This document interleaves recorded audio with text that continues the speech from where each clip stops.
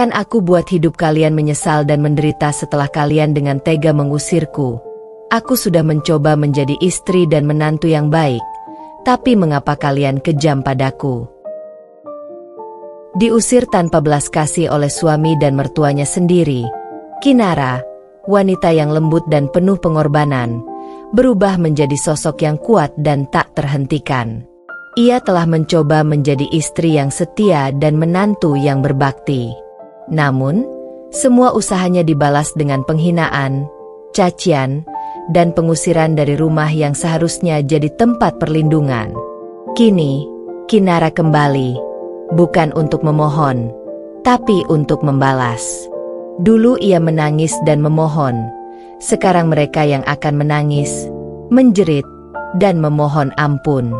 Hidup mereka tak akan pernah tenang setelah menyakiti perempuan yang hanya ingin dicintai dan diterima. Balas dendam bukan sekadar kepuasan, tapi keadilan bagi hati yang telah mereka hancurkan. Like kalau kamu juga pernah merasa tak dihargai. Komen jika kamu penasaran bagaimana akhir balas dendam Kinara. Subscribe sekarang dan nyalakan loncengnya, biar kamu gak ketinggalan kisah penuh luka dan kekuatan ini. Kinara, nama yang tak akan pernah mereka lupakan, dan tak akan pernah mereka maafkan, karena ia akan membuat hidup mereka menjadi neraka.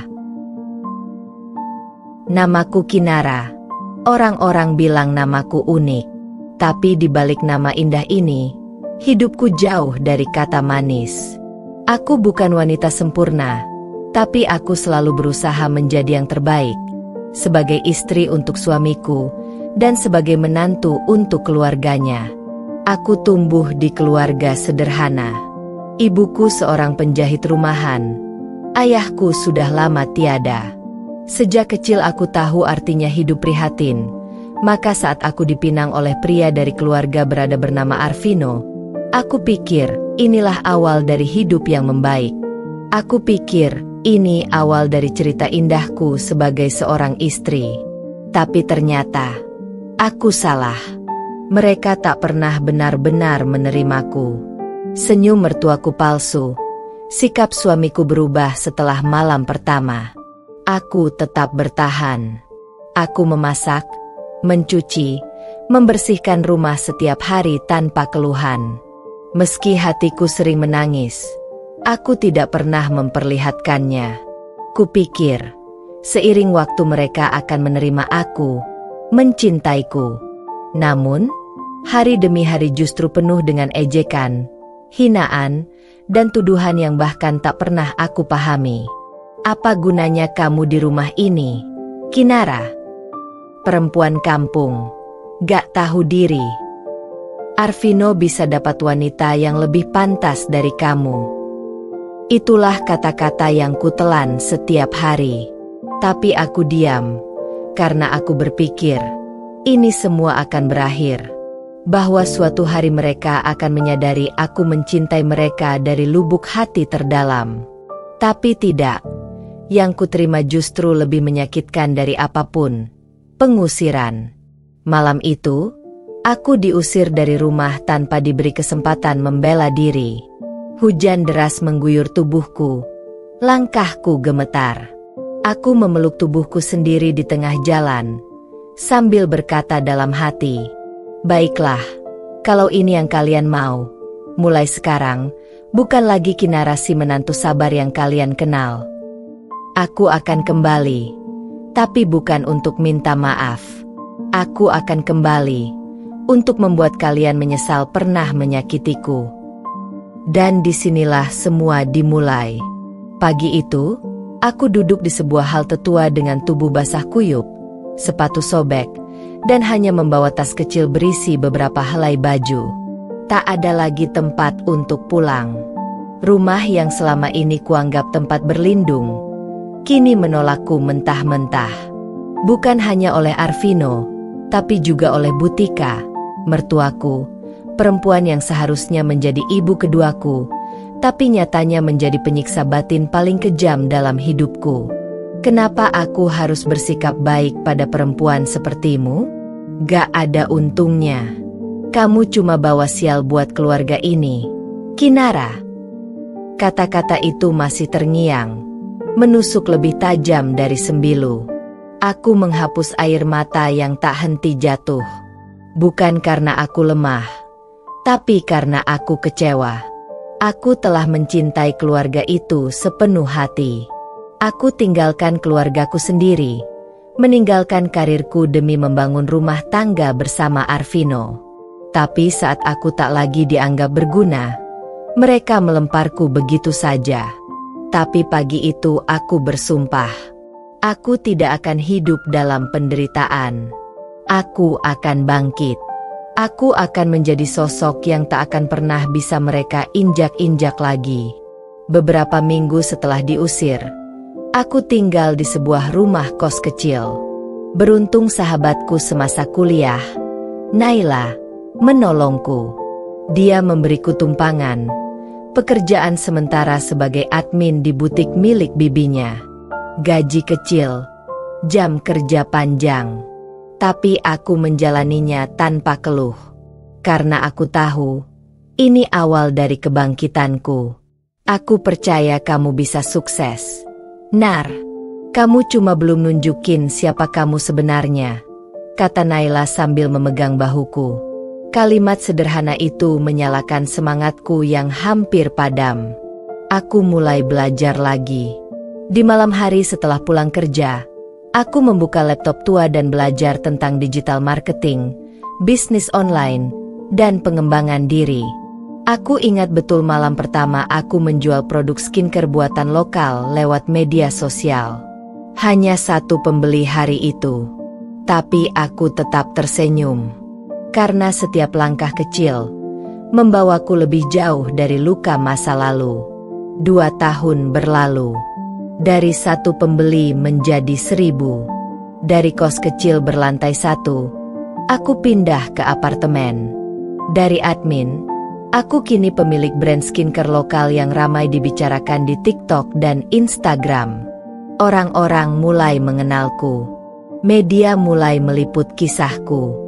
Aku tidak hanya bangkit, aku melejit. Dan saat itulah takdir mempertemukanku kembali dengan mereka. Suatu hari, aku hadir sebagai bintang tamu di sebuah seminar bisnis wanita. Setelah turun dari panggung, seseorang memanggilku, dan aku hampir tak percaya. Kinara. Aku menoleh. Sosok itu berdiri canggung, tampak jauh berbeda dari terakhir kali kulihat. Arvino. Lelaki yang dulu pernah mencampakanku, kini menatapku dengan pandangan yang sama sekali asing. Kinara, kamu sukses sekarang ya? Aku dengar bisnismu besar. Aku minta maaf atas semua yang terjadi. Mataku menatapnya tajam. Dulu, aku menangis dan memohon padanya. Tapi kini, aku hanya tersenyum kecil.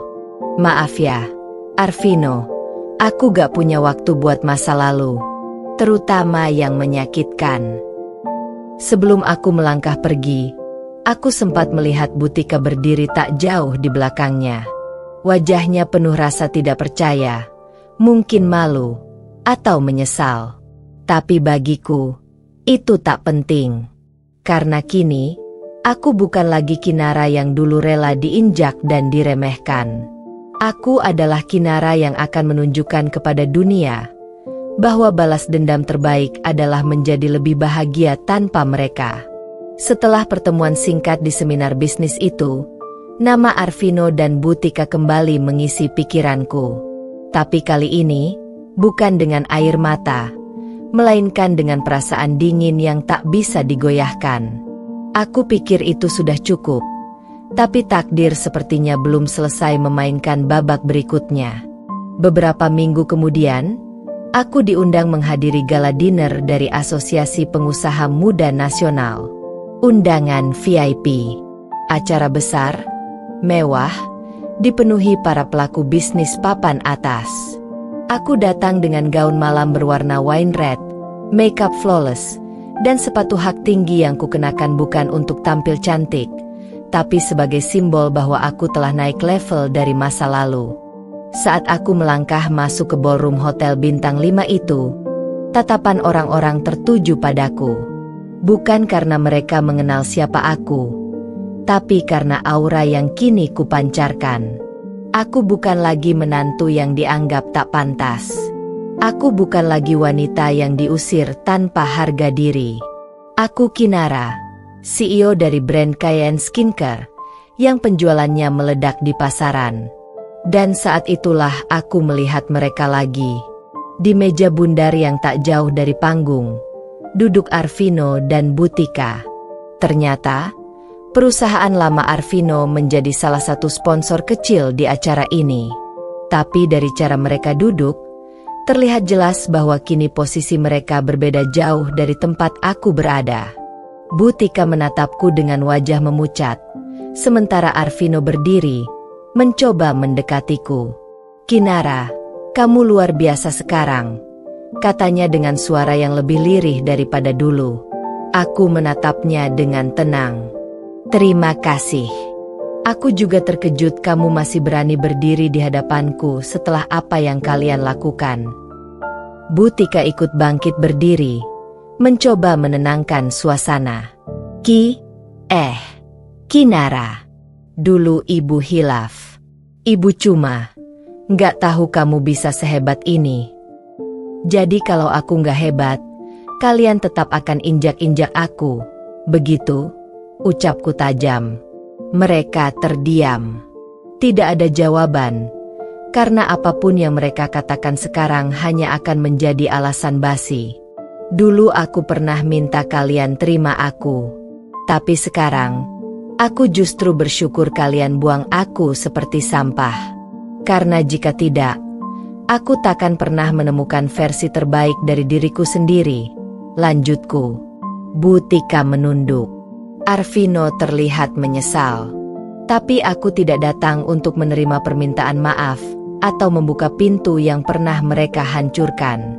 Aku datang untuk menunjukkan bahwa aku tak butuh mereka lagi. Malam itu, aku menerima penghargaan sebagai Most Inspirational Woman Entrepreneur of the Year. Saat naik ke panggung dan menggenggam mikrofon, aku memandangi seluruh ruangan. Mataku sempat menatap ke arah mereka berdua. Dan aku berkata, untuk semua wanita yang pernah diremehkan, disakiti, bahkan dibuang oleh orang yang paling kalian cintai, jadikan itu bahan bakar. Karena kadang, luka paling dalam adalah alasan terkuat untuk bangkit dan menang. Tepuk tangan bergema. Tapi yang paling menggema adalah wajah pucat Butika dan pandangan kosong Arvino. Dunia mereka kini benar-benar terbalik. Perempuan yang dulu mereka anggap beban, kini menjadi sosok yang mereka kagumi tapi tak bisa miliki lagi. Malam itu, setelah acara selesai, aku duduk di balkon apartemenku sambil menyesap teh hangat. Di luar sana, ratusan pesan masuk ke Instagram dan emailku. Ucapan selamat, ajakan kerjasama, bahkan lamaran kerja. Aku memandangi langit malam dan tersenyum. Ini baru permulaan, Kinara. Dan mereka akan menyaksikan semuanya dari bawah. Hidup terkadang seperti roda yang tak pernah berhenti berputar. Di atas tidak selamanya di atas. Di bawah bukan berarti tak bisa naik. Aku sudah membuktikannya. Sudah hampir 1 tahun sejak malam penghargaan itu. Namaku makin dikenal. Produk-produk skincare milikku tak hanya booming di Indonesia, tapi juga mulai masuk pasar luar negeri. Brand Cayenne Skincare menjadi simbol wanita tangguh dan mandiri. Aku sering muncul di talkshow TV, podcast motivasi, bahkan kampus-kampus ternama mengundangku jadi pembicara. Sementara itu, kabar tentang Arvino dan Butika mulai terdengar lagi. Tapi kali ini, bukan kabar baik. Perusahaan tempat Arvino bekerja bangkrut akibat korupsi jajaran atas. Ia kehilangan jabatan, harta, bahkan rumah. Sementara Butika, yang dulu hidup penuh gengsi dan kesombongan, kini harus pindah dari rumah besar ke kontrakan kecil. Tak ada yang peduli lagi padanya. Orang-orang yang dulu ia banggakan pun kini menjauh. Dan pada suatu sore yang mendung, aku mendapat tamu tak terduga di kantor pusat perusahaanku. "Maaf, Bu Kinara, ada 2 orang yang ingin bertemu." "Mereka mengaku keluarga," kata resepsionis dengan suara ragu. Aku mendongak dari layar laptop. "Siapa?" "Pak Arvino dan Bu Tika." Hatiku terdiam sejenak. Jantungku berdetak lebih cepat, bukan karena gugup, tapi karena inilah saatnya. Aku membiarkan mereka menunggu di ruang tamu selama 20 menit. Aku ingin mereka merasakan bagaimana rasanya diabaikan. Akhirnya aku masuk. Mereka berdiri begitu melihatku. Wajah mereka jauh berbeda dari dulu. Pucat, lelah, dan tua sebelum waktunya. "Kinara, maafkan kami," kata Bu Tika nyaris berbisik. Matanya berkaca-kaca, tapi tak bisa menangis. Mungkin air matanya sudah habis, atau egonya masih mencoba bertahan. Aku menatap mereka. Datar. Dulu kalian mengusirku tanpa rasa bersalah. Sekarang datang untuk apa? Tanyaku tajam. Arvino menunduk. "Kami butuh bantuan. Aku kehilangan pekerjaan. Kami tidak punya tempat tinggal. Kami sudah coba ke banyak tempat, tapi semua menutup pintu." "Lalu kalian pikir pintu ini akan terbuka?" Aku memotong dingin. "Pintu yang dulu kalian tutup rapat-rapat di depan wajahku." Bu Tika terisak. "Kami benar-benar menyesal. Nak, Ibu sadar, Ibu jahat padamu. Tapi hanya kamu yang bisa bantu kami sekarang." Aku berdiri, berjalan perlahan mengitari mereka. Dulu, aku pernah duduk bersimpuh di hadapan mereka, meminta dimengerti. Tapi sekarang, giliran mereka yang harus merasakan rasa sakit itu. "Aku bisa saja bantu," ucapku. "Tapi aku takkan mengulurkan tangan untuk orang yang melepaskanku saat aku tenggelam." Mereka terdiam. "Tapi, aku akan beri kalian pekerjaan." Mereka langsung menatapku dengan harapan. "Bu Tika, aku butuh petugas kebersihan di pabrik baruku. Dan kamu, Arvino, kamu bisa jadi office boy di kantor cabangku di luar kota." Wajah mereka seketika berubah. "Kinara, jangan seperti ini. Kamu balas dendam?" tanya Arvino lemah. Aku tersenyum kecil. "Aku hanya memberi kalian kesempatan, seperti dulu yang kalian tolak dariku. Anggap saja ini pelajaran dari perempuan yang pernah kalian remehkan." Beberapa hari kemudian, kabar beredar bahwa Arvino benar-benar bekerja sebagai OB. Dan Bu Tika terlihat membersihkan lorong-lorong kantor di pagi hari. Para karyawan lain hanya bisa berbisik-bisik. Tapi tak ada yang berani menghina, karena mereka tahu siapa bos di tempat itu. Kinara. Aku. Perempuan yang mereka singkirkan, kini jadi satu-satunya tempat mereka bergantung. Dan aku tetap berdiri dengan kepala tegak, bukan karena aku ingin membalas, tapi karena aku ingin menunjukkan. Wanita yang kuat tidak akan menenggelamkan orang lain untuk membalas luka. Dia akan naik setinggi mungkin, sampai orang-orang itu terpaksa mendongak untuk sekadar melihatnya. Langit sore itu mendung. Seolah semesta tahu bahwa ada hati yang mulai retak karena disiksa penyesalan yang terlalu dalam. Di kantor pusat milikku, segala aktivitas berjalan seperti biasa. Tapi ada satu orang yang hatinya sedang tidak tenang. Arvino. Sudah 3 minggu sejak dia mulai bekerja sebagai office boy di cabang luar kota. Tapi hari ini, dia datang ke kantor pusat dengan alasan ada keperluan administrasi. Padahal, alasan sebenarnya, dia ingin bertemu denganku. Dia menunggu lama di lobi. Aku tahu itu, karena salah satu stafku melapor dengan canggung. "Bu Kinara, Pak Arvino datang. Katanya mau bicara empat mata." Aku hanya tersenyum datar. "Suruh tunggu. Aku sedang rapat." Padahal, aku tidak sedang rapat. Aku hanya ingin dia tahu bahwa aku tidak lagi bisa dengan mudah ditemui. Setelah 1 jam, aku pun mengizinkannya masuk. Arvino berdiri gugup di depan pintu ruanganku, mengenakan kemeja yang sudah tampak lusuh. Wajahnya kuyu, tapi tatapannya penuh kerinduan. Kerinduan yang dulu tak pernah ia tunjukkan saat aku masih di sisinya. "Kinara," katanya pelan. Aku hanya menatapnya tanpa ekspresi. "Ada perlu apa?" Dia menunduk. "Aku cuma mau bicara tentang kita." Aku tertawa kecil. "Kita?" Ulangku. "Kita sudah tidak ada sejak kamu dan ibumu memilih menendangku keluar dari hidup kalian." Arvino menarik napas berat. "Aku salah, Ki. Aku akui. Aku salah karena terlalu percaya pada apa kata ibu. Aku salah karena tidak pernah benar-benar melindungimu sebagai suamimu." "Bukan cuma salah, Arvino. Kamu pengecut." Potongku tajam. "Saat istrimu dihina, kamu diam. Saat istrimu menangis, kamu tutup telinga. Dan saat istrimu pergi, kamu bahkan tidak mengejarnya."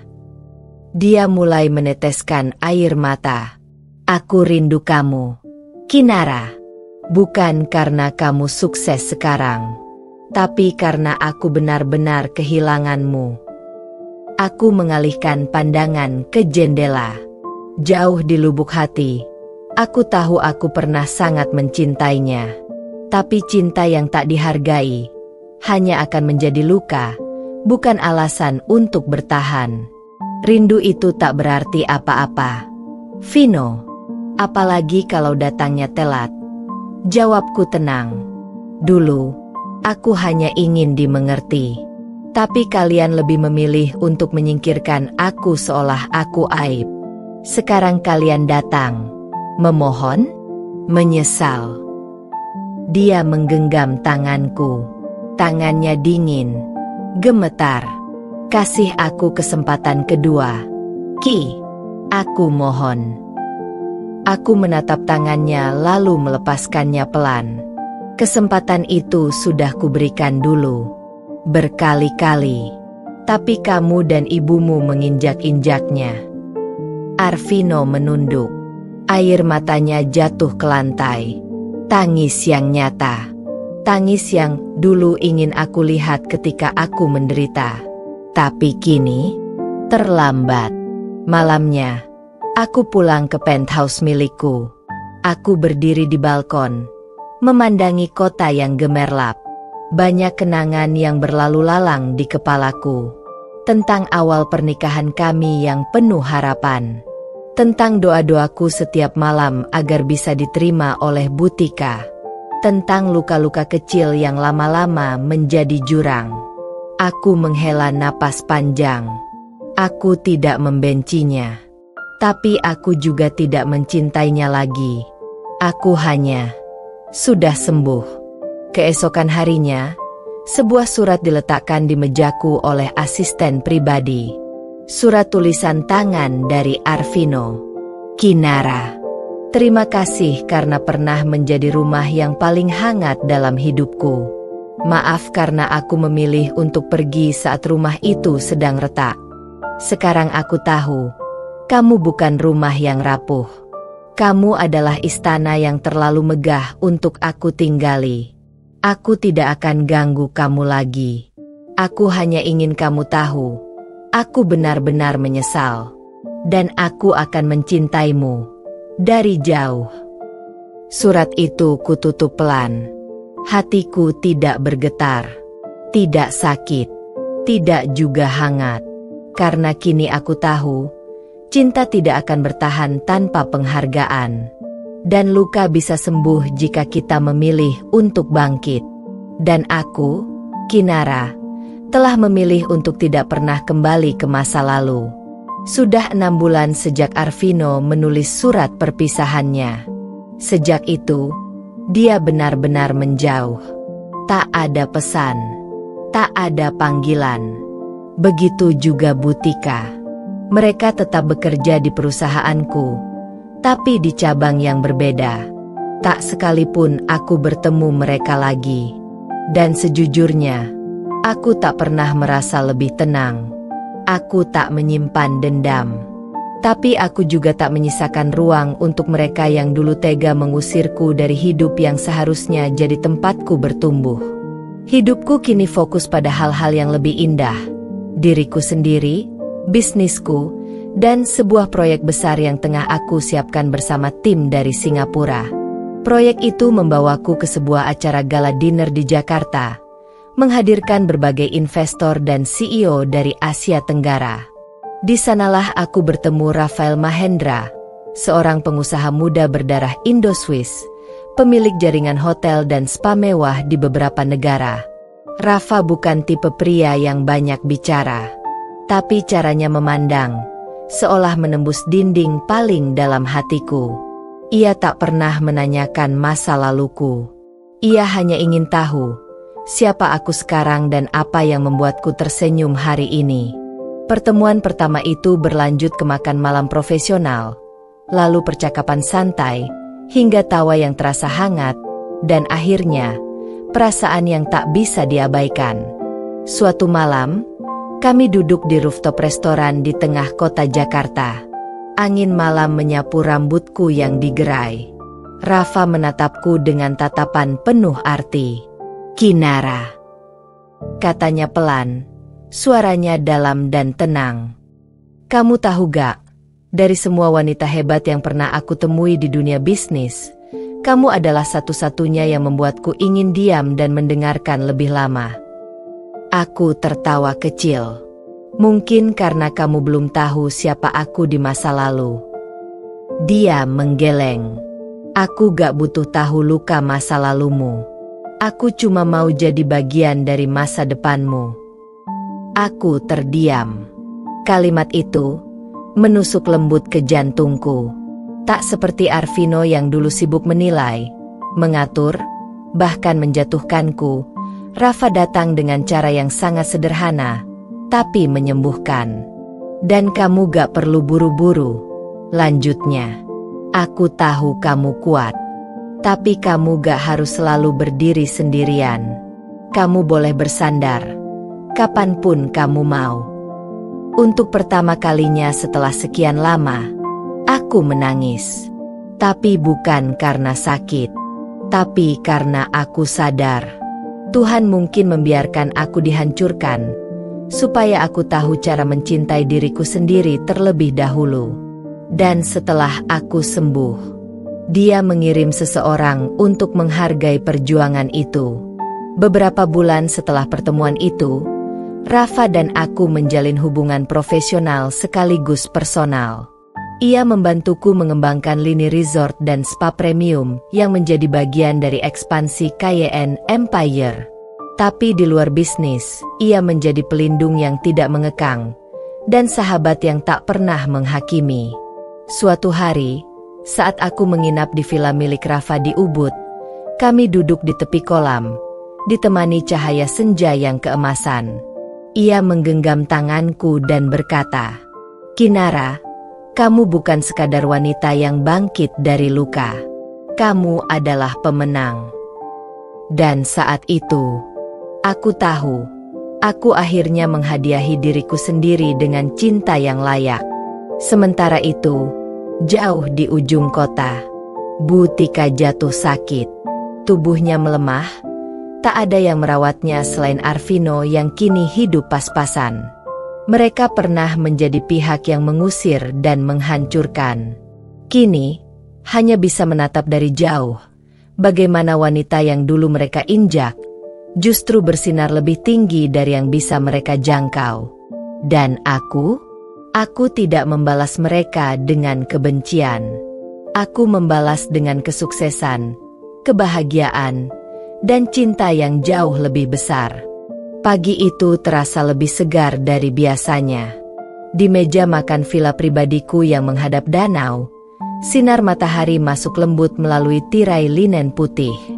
Aku duduk bersama Rafael, membahas detail terakhir untuk hari besar kami, hari pernikahan. Bukan pesta biasa, tapi perayaan kemenangan. Pernikahan kami akan dilangsungkan di Danau Como, Italia, sebuah tempat impian yang dulu hanya bisa aku lihat lewat layar ponsel sambil menahan air mata saat hidupku porak-poranda di tangan orang yang pernah aku cintai. Tapi kali ini, semuanya berbeda. Aku bukan lagi Kinara yang diusir tanpa harga diri. Aku adalah Kinara yang disegani di dunia bisnis dan dikenang karena bangkit dari kehancuran. Rafael ingin pernikahan kami menjadi sesuatu yang intim, elegan, dan penuh makna. Ia bilang, aku gak mau kita cuma mengikat janji, aku mau kita rayakan keberanianmu. Dan itulah yang kami rancang. Seminggu sebelum keberangkatan ke Italia, tim PR-ku mengirimkan undangan eksklusif. Undangan itu tidak sembarangan. Berlapis beludru biru tua dengan tinta emas, dihiasi lambang dua inisial yang kini sangat berarti bagiku, KR. Salah satu amplop dikirim ke alamat rumah lamaku, rumah yang pernah menjadi neraka bagiku.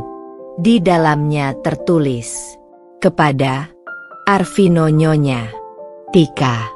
Dengan hormat, kami mengundang Anda menghadiri pernikahan antara Kinara Aurora dan Rafael Mahendra. Tempat, Villa Balbianello, Lake Como, Italia. Tanggal, 14 Mei. Dress code, grateful regretful. Amplop itu membuat tangan Bu Tika gemetar saat membacanya. Arvino hanya terdiam, matanya kosong. Setelah bertahun-tahun menganggap hidup mereka baik-baik saja tanpa Kinara, kini mereka disodori kenyataan. Wanita yang mereka usir kini berdiri lebih tinggi dari mereka. Dia menikah lagi, bisik Bu Tika pelan, seolah tak percaya.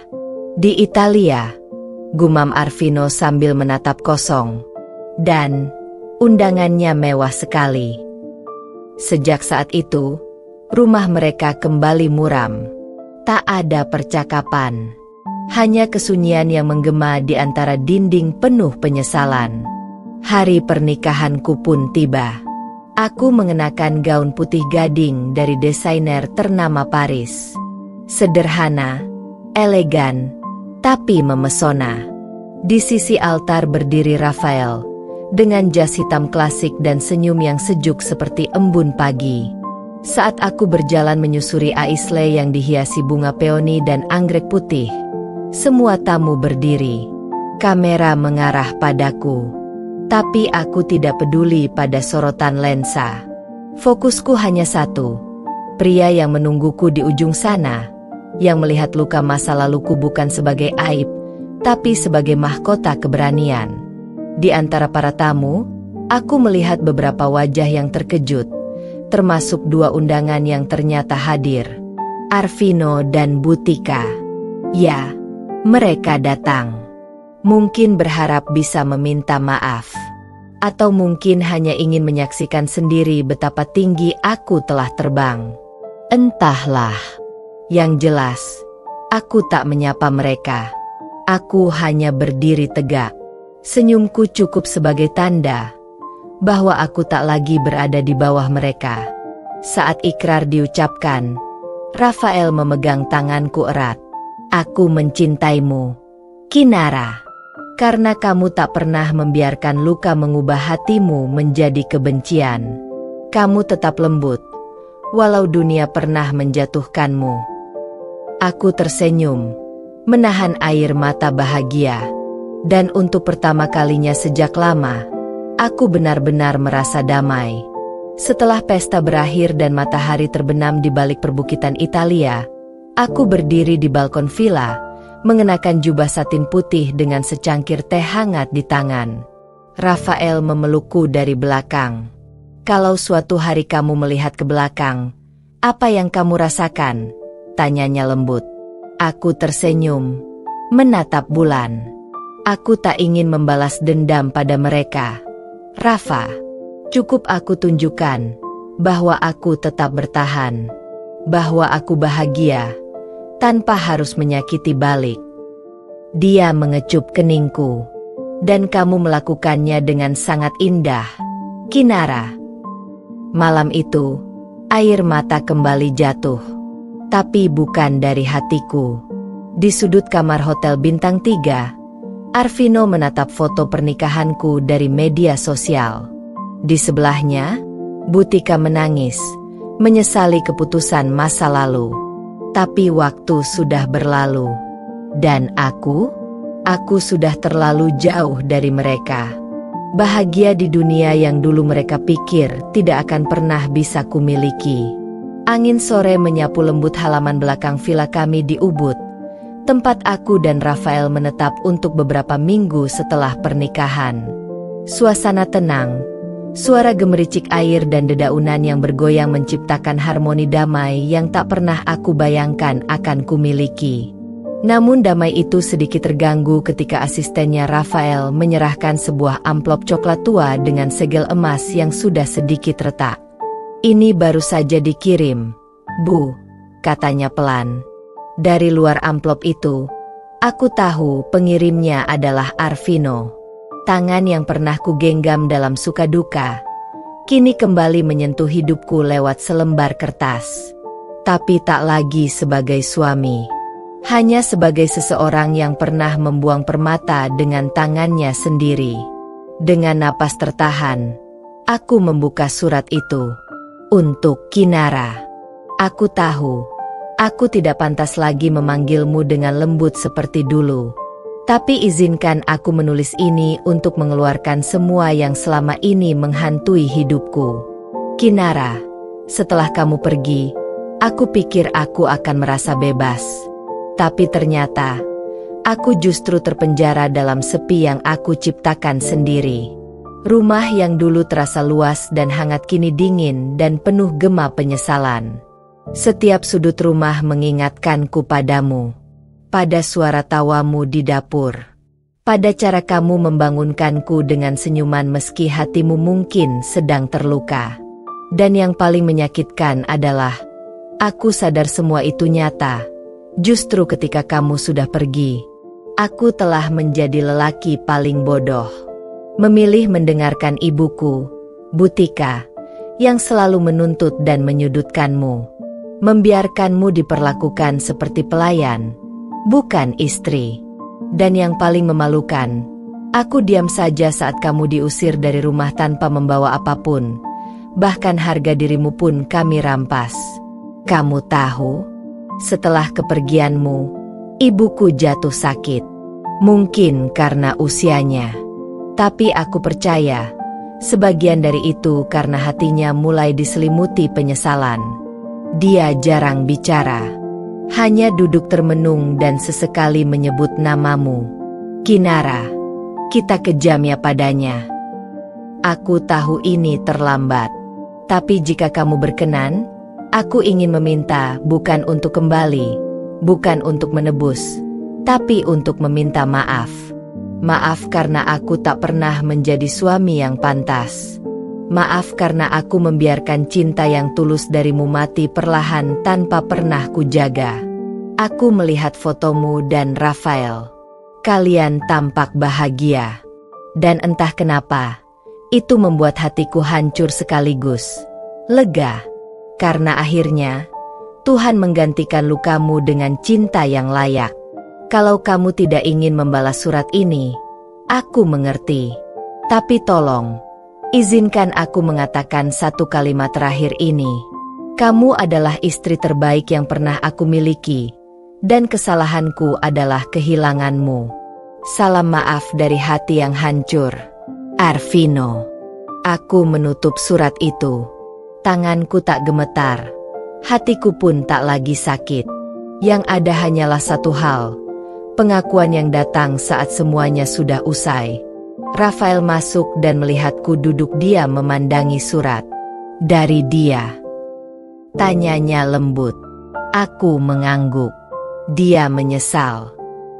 Rafael tidak mengatakan apa-apa. Dia hanya duduk di sampingku, menggenggam tanganku.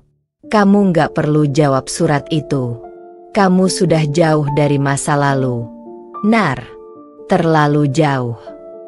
Aku tersenyum tipis, lalu melipat kembali surat itu dan memasukkannya ke dalam kotak kecil bersama barang-barang masa lalu yang tak lagi ingin kubuka. Biarkan dia menyimpan penyesalannya, karena aku sudah menyimpan kebahagiaanku.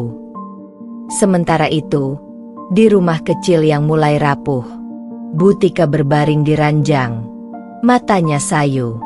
Di tangannya, ia memegang foto pernikahan Kinara dan Rafael yang tersebar di media sosial. Kinara, kalau kamu bisa dengar, maafkan ibu.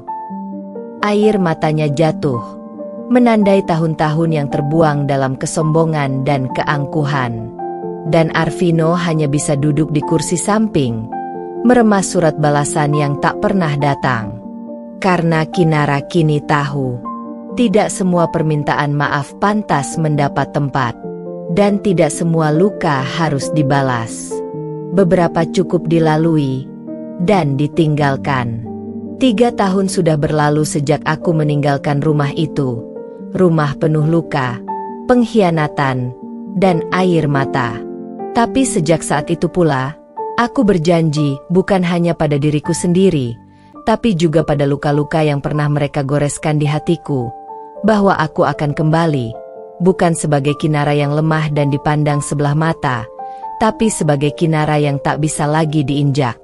Namaku kini bergema di kalangan pebisnis perempuan muda. Kinara Rizky Amanda, CEO dari Narave Group, perusahaan fashion dan kosmetik yang kubangun dari hasil kerja keras, air mata, dan keberanian untuk bangkit dari titik paling rendah dalam hidupku. Dan hari itu akhirnya tiba. Sebuah acara fashion nasional terbesar digelar di kota kelahiranku, tempat di mana aku dulu dipermalukan dan diusir tanpa sehelai harga diri pun oleh orang yang seharusnya menyayangiku. Aku diundang sebagai pembicara utama dan tamu kehormatan. Aku tahu, semua mata akan tertuju padaku malam ini, termasuk mata-mata yang pernah meremehkanku. Hotel bintang 5 tempat acara digelar sudah dipenuhi orang-orang dari kalangan elit. Gaun hitam elegan dengan detail emas membalut tubuhku, rambutku disanggul modern, dan di sisiku berdiri pria yang kini adalah suamiku, Rafael Alvaro, lelaki yang mencintaiku bukan karena masa laluku, tapi karena siapa aku sebenarnya. "Are you ready to take your spotlight, Queen?" Bisik Rafael di telingaku sambil merapikan ujung rambutku yang nyaris jatuh ke mata.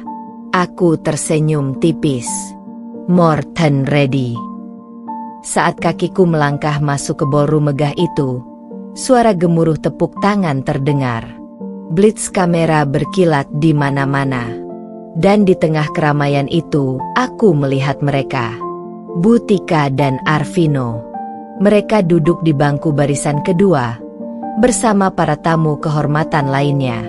Arvino tampak terperangah. Matanya membelalak saat melihatku berjalan anggun melewati red carpet. Wajahnya penuh penyesalan yang tertahan. Butika terlihat lebih tua. Wajahnya dipenuhi garis-garis kerutan dan mata yang tak lagi penuh wibawa seperti dulu, melainkan getir dan menyesal. Mereka berdiri, entah karena terkejut atau refleks melihatku. Tapi aku tetap berjalan, menatap mereka bukan dengan marah, tapi dengan tenang, karena aku tidak lagi ingin menunduk saat melihat mereka. Aku sudah selesai dengan luka. Yang kutunjukkan kini adalah hasil dari semua luka yang mereka torehkan. Acara berlangsung megah. Aku naik ke panggung dan mulai menyampaikan kisahku. Namun aku tidak menyebut nama siapapun. Aku hanya berkata, ada saat dalam hidupku ketika aku merasa tidak berharga, diusir, ditendang keluar dari rumah seperti sampah. Tapi aku belajar bahwa jika dunia menutup pintu padamu, kamu bisa membangun rumah sendiri dan menjadikan dunia sebagai tamumu. Tepuk tangan menggelegar. Banyak yang meneteskan air mata, termasuk Butika. Setelah acara, aku berjalan menghampiri meja mereka. Arvino bangkit berdiri, ragu, bingung, seperti anak kecil yang takut dihukum. Butika menunduk, seperti tak punya kekuatan untuk memandangku. Kinara, suara Arvino parau. Kamu luar biasa sekarang. Aku menatapnya. Sayangnya, kamu menyadari itu terlambat. Aku tahu. Dan aku. Jangan minta maaf lagi. Maafmu tak bisa menghapus apa yang telah kamu lakukan. Tapi aku sudah memaafkanmu. Bukan karena kamu pantas dimaafkan, tapi karena aku pantas hidup damai. Mata Arvino berkaca-kaca. Butika menangis perlahan. Maafkan ibu. Nak, ibu menyesal, benar-benar menyesal. Aku menatap wanita yang dulu begitu sering memanggilku dengan nada tinggi, mencaci maki setiap langkahku, dan mempermalukanku di depan orang lain. Ibu tidak perlu memohon maaf pada orang yang dulu dianggap tidak pantas. Biarlah waktu yang menjawab segalanya. Lalu aku berbalik, menggandeng tangan Rafael, dan pergi tanpa menoleh lagi.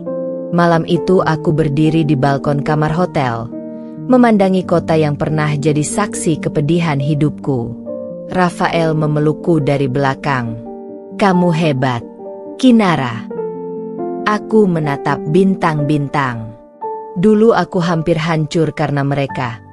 Tapi sekarang, aku hidup lebih dari yang pernah kubayangkan. Dan malam itu aku tahu, balas dendam terbaik bukan dengan amarah, tapi dengan kesuksesan yang tak bisa mereka abaikan. Di dunia bisnis yang keras, nama Narafe mulai diperbincangkan, bukan hanya di dalam negeri, tapi juga merambah ke pasar Asia dan Eropa. Banyak yang bertanya-tanya, dari mana munculnya merek ini?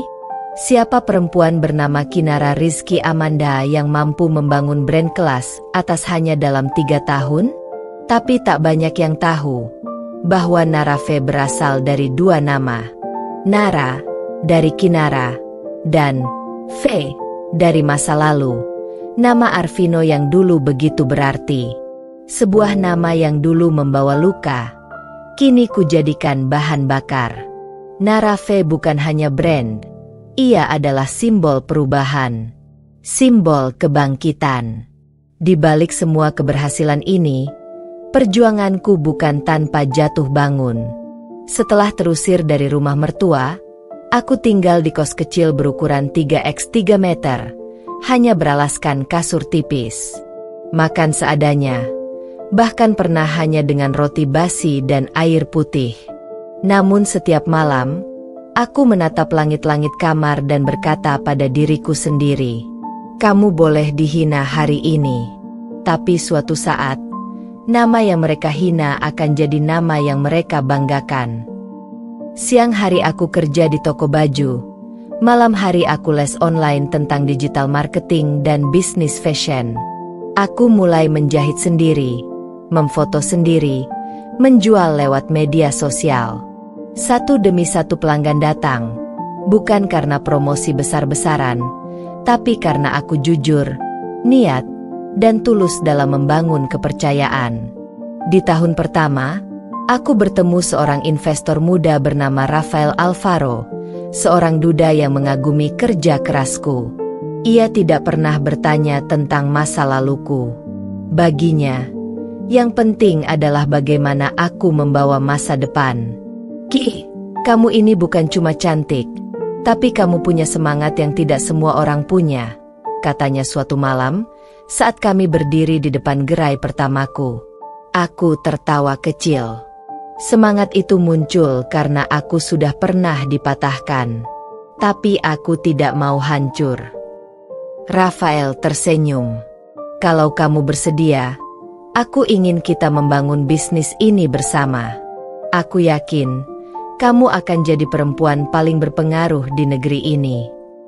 Dan dari situlah, Narafe benar-benar lahir. Tidak hanya sebagai merek fashion, tapi juga kosmetik, spa treatment, hingga lini parfum eksklusif. Semua yang dulu tak bisa kubeli, kini aku ciptakan sendiri. 3 tahun kemudian, aku memiliki lebih dari 500 karyawan perempuan. Rata-rata mereka adalah perempuan yang pernah mengalami kekerasan rumah tangga, janda yang ditinggal suami, korban perceraian, dan juga perempuan yang pernah dicampakan, seperti aku dulu. Mereka bilang kami bekas, tidak layak, dan tak punya masa depan.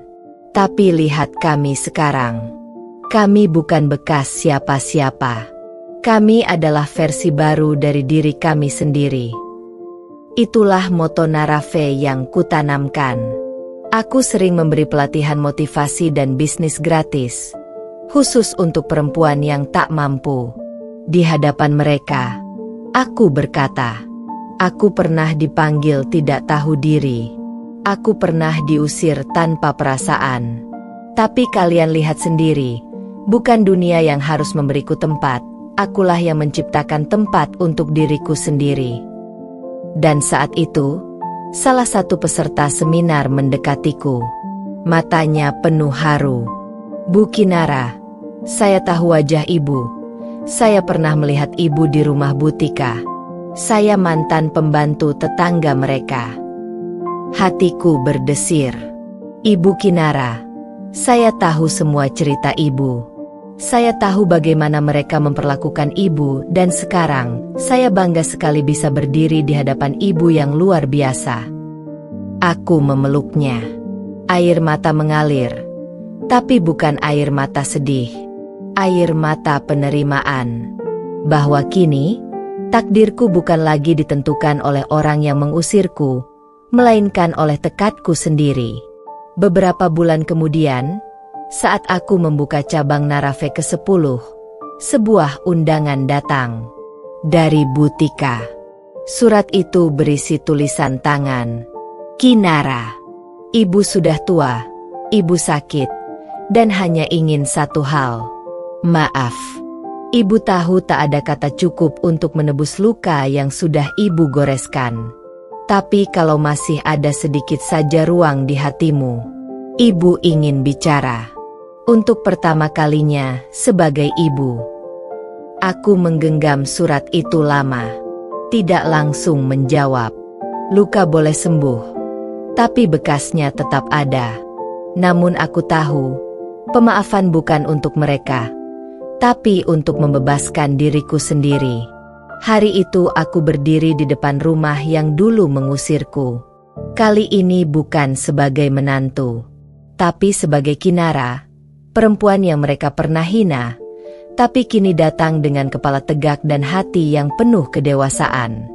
Aku mengetuk pintu, dan untuk pertama kalinya, aku siap menghadapi masa lalu. Suara pintu kayu itu terbuka perlahan. Udara di dalam rumah itu masih sama, dingin, sunyi, dan penuh kenangan pahit. Rumah itu pernah jadi saksi air mataku, penghinaan demi penghinaan, dan hari saat aku diusir tanpa belas kasihan. Butika berdiri di depan pintu, tubuhnya jauh lebih ringkih dari yang kuingat. Rambutnya mulai memutih, dan matanya tampak sayu, seperti mata seseorang yang memikul beban bertahun-tahun. Tapi begitu melihatku, seketika air matanya jatuh tanpa bisa dibendung. Kinara, suaranya gemetar. Kamu datang. Aku berdiri diam. Tak tahu harus berkata apa. Aku ingin terlihat kuat, tapi batinku bergejolak. Aku hanya ingin bicara, lanjutnya lirih. Bukan untuk meminta apapun, hanya ingin kau tahu semua ini tidak sesederhana kelihatannya dulu. Aku masuk. Duduk di ruang tamu yang dulu penuh tekanan dan cibiran. Kini hanya terdengar detak jam dinding dan napas berat Butika. Kamu tahu, Kinara, aku tidak pernah membencimu karena kamu buruk. Tidak, aku membencimu karena kamu mengingatkanku pada diriku sendiri. Aku mengernyit. Maksud ibu? Ibu juga dulu menantu yang tidak diinginkan. Ibu dulu pernah merasakan semua yang kamu rasakan. Tapi waktu itu, aku diam, aku tunduk, dan aku hancur di dalam. Bu Tika menarik napas panjang. Air matanya mulai mengalir lagi. Aku dipukul oleh ibu mertuaku, dihina, direndahkan. Tapi aku tetap tinggal demi anakku, demi suami. Tapi aku tak pernah bahagia. Dan saat kamu datang, dengan senyummu, ketulusanmu, perhatianmu ke Arvino, aku merasa iri. Karena kamu punya keberanian yang tidak pernah aku punya. Hatiku mencelos. Setiap kamu bersikap baik, aku merasa kamu menampar luka lamaku. Setiap kamu diam saat dihina, aku merasa kamu kuat, dan itu membuatku semakin marah. Aku tahu itu salah.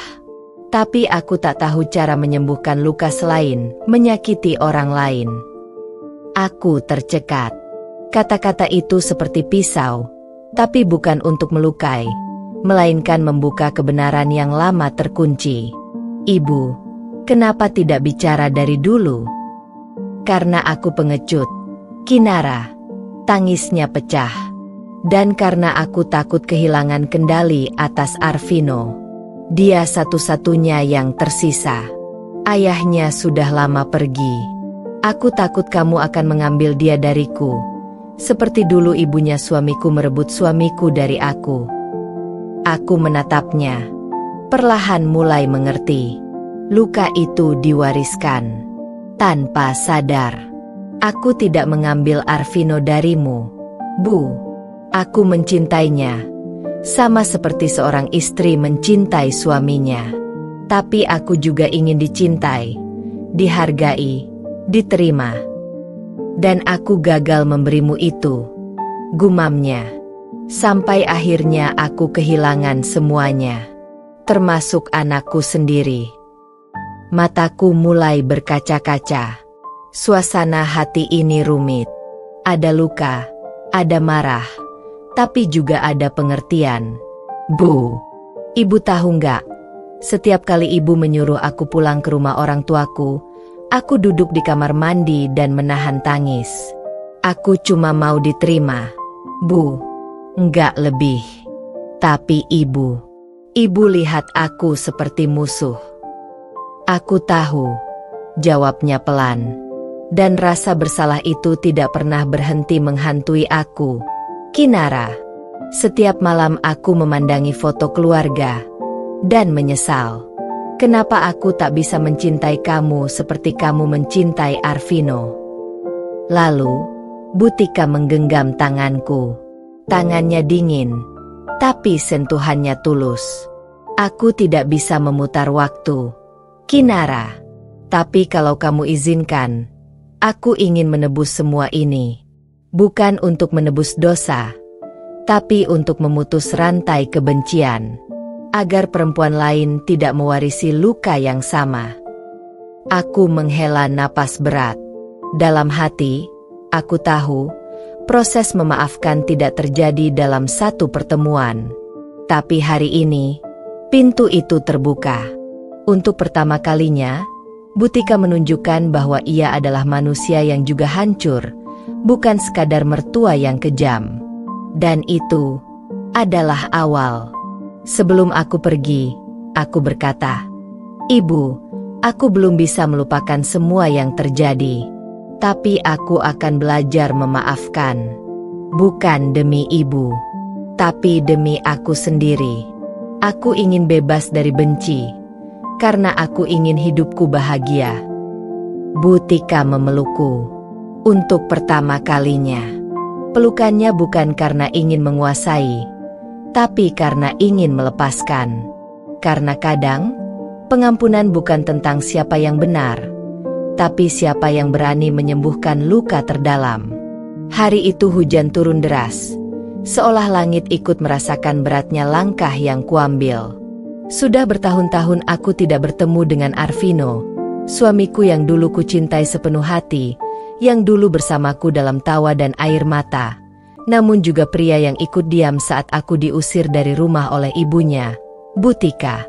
Ketika aku melangkah ke sebuah acara reuni kecil yang diadakan oleh teman-teman kuliah. Hari itu hujan turun deras, seolah langit ikut merasakan beratnya langkah yang kuambil.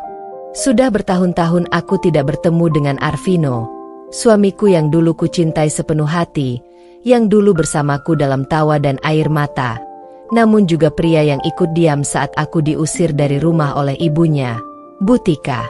Ketika aku melangkah ke sebuah acara reuni kecil yang diadakan oleh teman-teman kuliah, aku tak menyangka wajah itu akan muncul di sana. Wajah yang dulu sangat kukenal, kini terlihat lebih tirus dan lelah. Arvino. Matanya langsung menatapku. Ada keterkejutan, rasa bersalah, dan rindu. Kinara. Suaranya berat, seperti tertahan selama ini. Aku menatapnya tanpa berkata. Jantungku berdetak cepat.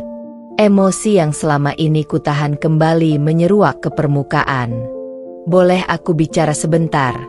Tanyanya dengan suara rendah. Aku mengangguk pelan. Kami keluar dari ruangan, menuju taman kecil di belakang kafe.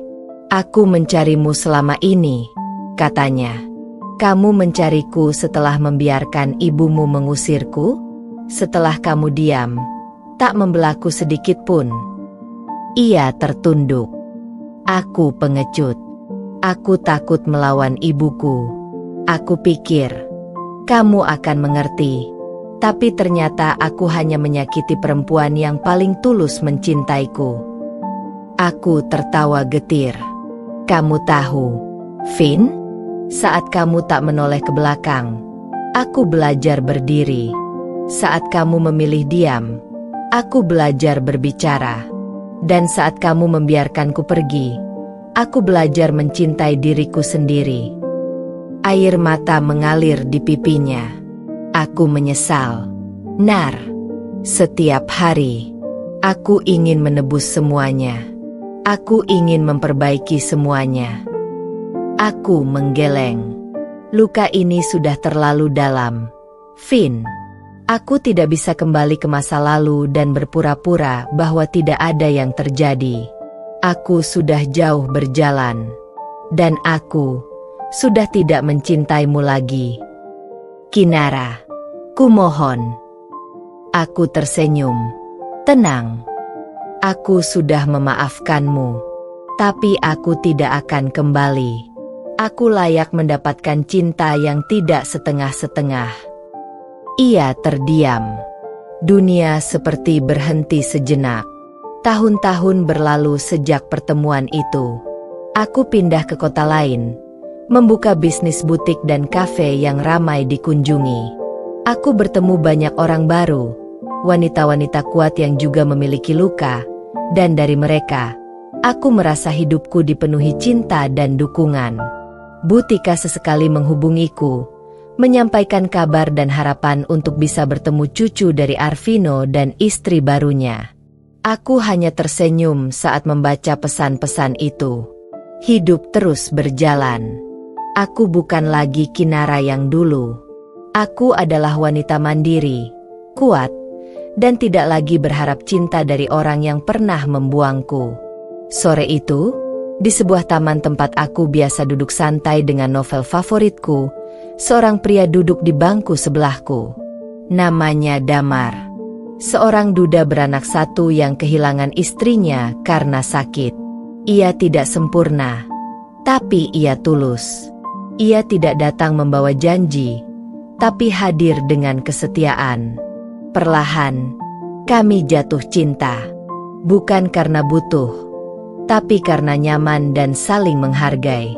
Beberapa tahun kemudian, aku menikah dengan Damar. Pernikahan itu sederhana, hangat, dan penuh air mata bahagia. Tidak ada dendam, tidak ada kesedihan, hanya cinta dan rasa syukur. Epilog, karma tidak pernah salah alamat. Arvino, setelah menikah lagi, ia menghadapi kehidupan yang tidak mudah. Istrinya bersikap lebih keras dari dugaannya. Ia kehilangan pekerjaan karena terbukti melakukan kecurangan. Hidupnya berantakan. Dan saat itu, ia baru menyadari bahwa tidak semua perempuan bisa seperti Kinara, tulus, kuat, dan penuh cinta. Butika, ia kini tinggal di panti jompo. Anak-anaknya jarang mengunjungi. Saat aku datang sekali waktu menjenguknya, ia memelukku lama, seperti tak ingin melepaskan. Aku tidak membalas dendam. Aku datang membawa makanan kesukaannya. Karena aku sudah selesai dengan luka. Aku memilih jadi orang baik, bukan karena mereka layak, tapi karena aku layak bahagia. Dan pada akhirnya, aku telah membuat mereka menyesal. Tapi lebih dari itu, aku telah membuat diriku bahagia. Itu balas dendam terbaik. Tam.